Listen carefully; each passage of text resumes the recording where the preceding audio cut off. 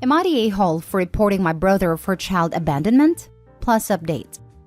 So I, 25 female, usually work from home and frequently babysit my brother's 31 male and sister-in-law's kids. They have 3 kids, all between the ages of 4 to 7.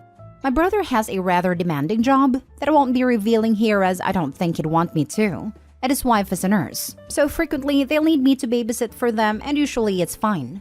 My brother contacted me a few days ago and asked if I could babysit his kids for the upcoming weekend as he and his wife would be 2 states away. Usually I would agree, but I had a trip planned with some friends to go to New York City, clear across the country from us, for a few days. I told him as such, but he got upset and told me that my vacation could wait, because whatever it was he had to go to was work-related and extremely important, and that his wife was away caring for her mother who had a stroke recently.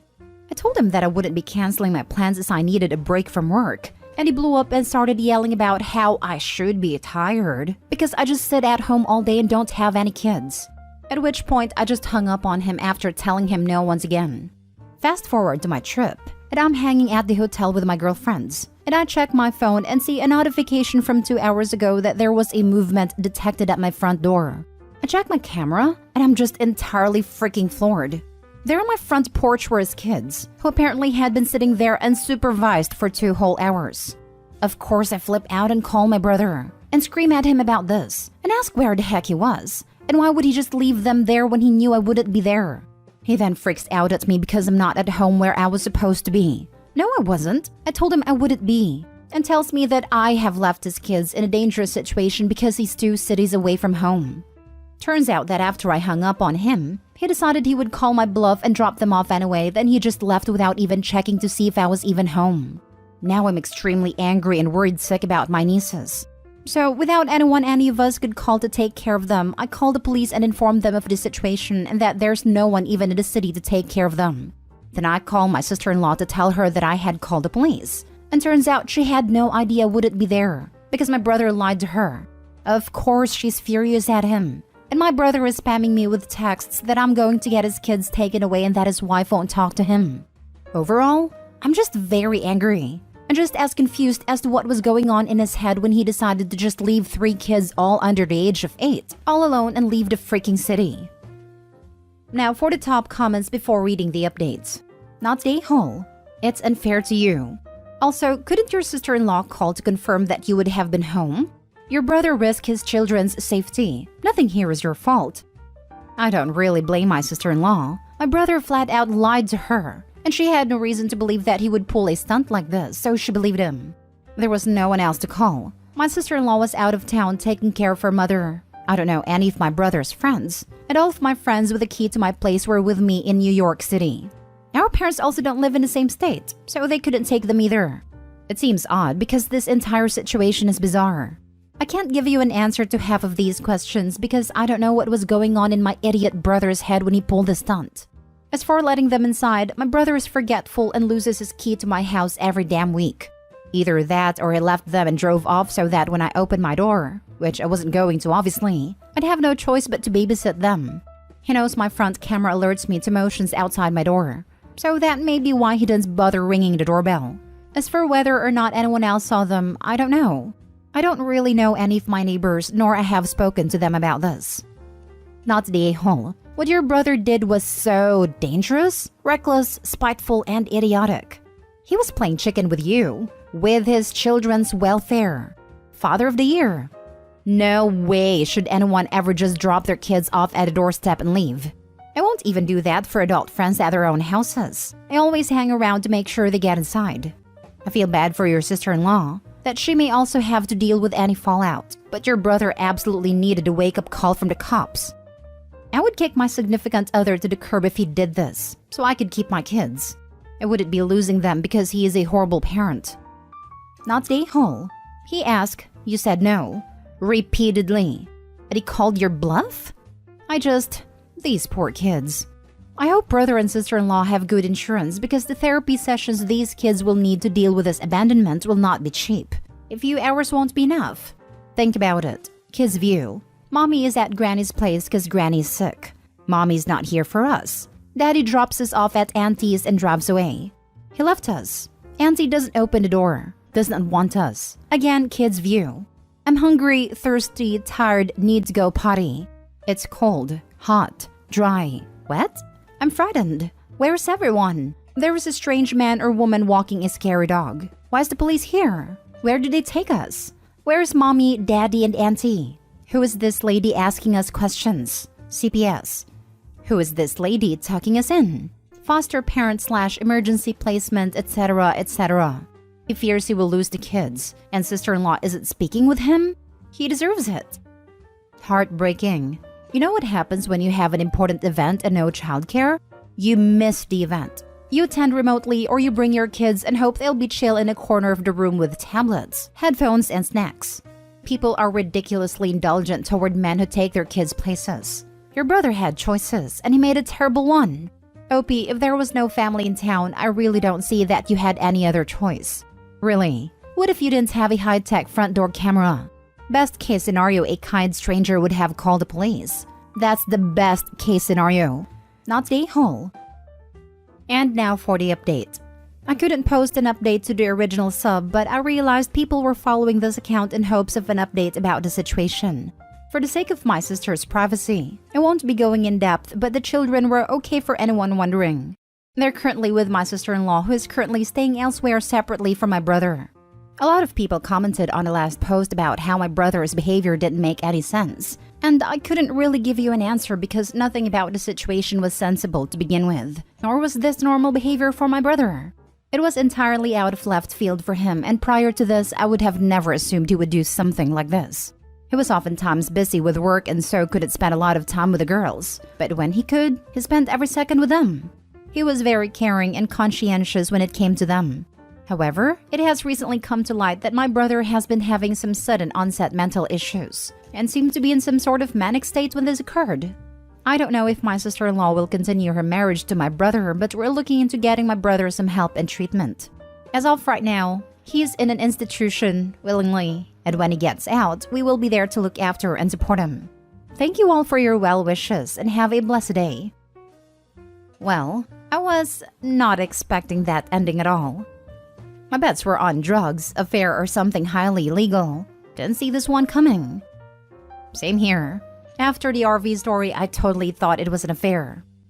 One of my friends had a neighbor who would drop off / abandon her kids whenever she felt like a break. Neighbor would literally lower them over the shared back fence. My friend would look out of her patio window and see 2 extra toddlers playing in the backyard. Surprise! This was annoying but manageable when she was home with her own small children, and 2 extra wasn't a massive burden. It was, however, intolerable when she had her kids at daycare so she could work. It was downright dangerous when she went on holidays and the kids were left in a wet wintry garden for a couple of hours before the other neighbor heard them crying and called the police. The neglectful mother was indignant and angry to be charged and moved out shortly afterwards. No one on the street missed her, but those poor kids. Neighbor would literally lower them over the shared back fence. What the actual hell? That's basically illegal border crossing, but house scale. Kinda had a feeling it was probably a mental health thing as soon as she said that her brother had just left the kids on the doorstep. I know that some people are just awful parents, but something didn't really add up. It's good to see that he's getting treatment though. I have a bipolar friend. He's staying on his medication these days. But if he was unmedicated, this is totally something I could see him doing. Basically, any idea he gets in his mind when he's manic is the most amazing idea ever and will totally work out perfectly, and there's no way you can convince him otherwise. Next story. Am I the a-hole for telling my wife she either starts working or her adult kids pay rent? I've been married to my wife for 5 years. She has 2 kids from her previous marriage. Jason, 22 male, and Carla, 19 female. When we married, my wife still had 50-50 custody of her kids and she wanted to move into my house. I converted the attic into a bedroom so both of her kids and us could have our own rooms. Their father is present in their life, so I was pretty much designated the guy that married their mom, and I'm fine with that. I sorely underestimated how much having 2 teenagers in the house would increase bills. When I was single, I could do my mortgage and bills fine on my own. Post-marriage, everything but the mortgage has gone up, not including spending money for the kids and their extracurriculars. My wife got child support from her ex and some extra help with her expenses, which helped a bit while she had it. But I still had to dip into my savings a lot. It was really important to my wife to be a stay-at-home mom until they graduated. It was tight, but we made it work. Jason moved out after graduating high school to attend college out of state. And when Carla graduated last year, we agreed she could have 1 year to figure if she'd be moving out or applying to nearby schools. Currently, she's not working or in school. A few days ago, I go into the kitchen and my wife was on the phone with Jason and she told him that he was more than welcome to move back in and that she was excited to see him when he got here. After she hung up, I told her that she should have run that by me first so we could discuss it. I wasn't opposed to it, but told her he should know what he'd expected to contribute if he's moving in. She responded that she had always told her kids that they would always be welcomed home whenever they wanted and not have to worry about expenses. I told my wife that was really nice of her, but she made that arrangement with her ex-husband when they were married. She didn't make that arrangement with me. If Jason moved back in, he'd have to pay rent to pitch in with groceries and utilities he'd be using. And it probably should be the same for Carla, so it's not one sibling paying while the other isn't. She said they're her kids and shouldn't have to pay to live at home. So I told her if she felt that strongly about her kids not pitching in now that they're adults, she could go back to work. She's been sleeping in Jason's old room since we're still debating it. And her parents have chimed in with their 2 cents that I shouldn't be making kids pay to live at home. My whole thing is, they're not kids anymore. When they're 40, they'll still be her kids. But that doesn't mean treating them like minors. Especially if it means someone else footing all the bills. Am I the a-hole? Now for the top comments. Not the a-hole. They absolutely should contribute. The biggest issue here is your wife not having a job though. How is she supporting herself before? She had lived with her parents after their divorce and only worked part-time while they were at school. Her parents are nice, but bend over backward for her since she is the only one of their kids that had kids. Not the a-hole. You are being used, and I think you know that. Your wife is using you as a piggy bank. What exactly does she do all day? She expects to do nothing and have you fund her life? If her parents don't think she or her kids should have to pay anything, they can take her in or send her money for your bills. Until that happens, their opinion is worthless. Stay strong. She does take care of the house during the daytime until I get home and pitch in. She will also babysit for some of her friends to help them save on childcare, but she doesn't get paid to do it, though I think she should be charging them. It was really important to my wife to be a stay-at-home mom until they graduated. Not the a-hole. Your wife clearly does not want to, nor intend to, ever work again.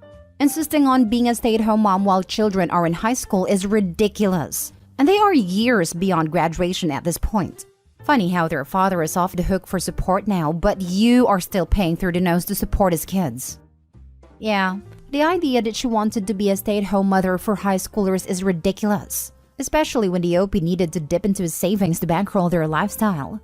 She's also setting up a situation where it's going to be increasingly harder for her to earn a decent amount of money. It isn't right, but it's often much harder for people to get hired if they've been out of work for a long period of time. Now for the last story.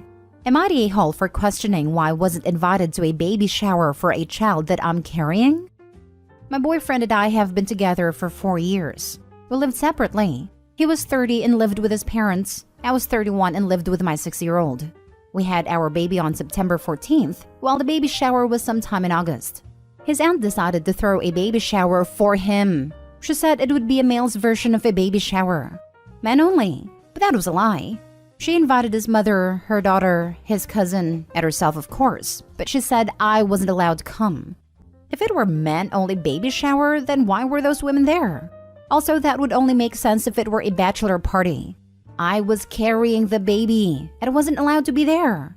All my boyfriend said to me was that it was out of his control. I feel like he should have stood up for me and said it didn't sound fair, that it should be a baby shower for the both of us. Every baby shower I had been to always had both parents. Also, I didn't feel like he deserved a party looking like he's the father of the year, because he didn't even show up to many of my baby appointments except for 2 of them. One being when we found out the gender. It was on my birthday, but he had to leave shortly after the appointment because he was spending the day with his mom. On my birthday. Also, they lived together. Another appointment he came to was a 3-hour glucose test, but he spent half that appointment on the phone with his mother. Also, he wasn't there much for me during the pregnancy when I was throwing up or needed help lifting something. I had to do it mostly by myself. Again, we are together. Maybe this would make sense if we weren't together. He tells me that the baby shower wasn't out of spite. that it was supposed to be guys only, with the exception of his mother, aunt, and a cousin. Yet I'm the mother. Not the a-hole and big yikes. I wish you weren't linked to this man for the rest of your life, because he's married to his mom, and you're the other woman. Not the a-hole. Mama's boy alert. You would be the a-hole if you even think that he is your boyfriend. No, he is not. He may be with you at times for whatever reasons, but it is not because he is your boyfriend. His family is his heart, not you. You need to start working with the legal authorities/attorney to get some child support paperwork in order and make sure you get legal custody. I can see his mommy pushing him for custody so she can be mommy to his baby, not you.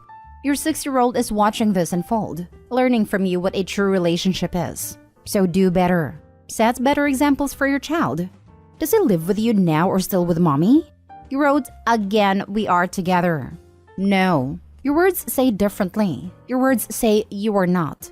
Did your family/friends throw you a baby shower? Did he attend? Did his family attend? Where are all the items from his baby shower? At his mommy's house? You would be the a-hole OP if you don't do what this comment says. You need to legally protect yourself and your baby. He isn't your boyfriend, and is probably only coming over to sleep with you.